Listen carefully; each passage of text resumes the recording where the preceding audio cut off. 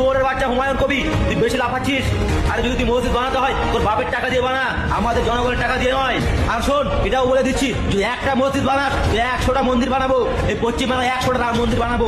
আটকে দেখাস আর বাবরি মসজিদ বানাবি তো বানা, বাবরি মসজিদ ভাঙার জন্য আছি আমরা। গোমূত্রটা বেশি খেয়ে লেছিস নাকি? আবে তোদের অত কেন জ্বলছে বে? আমরা কোথায় কি করব না করবো সেটা আমাদের ব্যক্তিগত ব্যাপার, তোদের কেন জ্বলছে? তোদের যে তোরা মন্দির করি তখন তো আমরা, আমাদের মুসলিম তো কোনো তোদের মাথা খাওয়ায় না।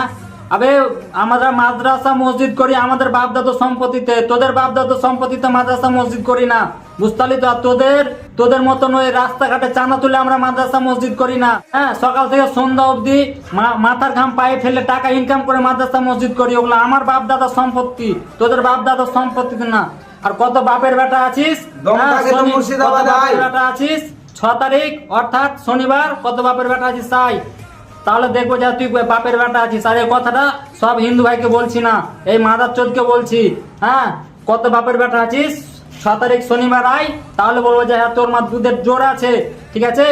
আর বেশি আমাদের সাথে বেশি লাগতে আসিস না, বুঝতে পারলি তো? বিসমিল্লাহ বলে শুরু করব আর আলহামদুলিল্লাহ বলে শেষ করে দেবো, বুঝতে পারলি তো? মাথাতে ঢুকিয়ে রাখিস।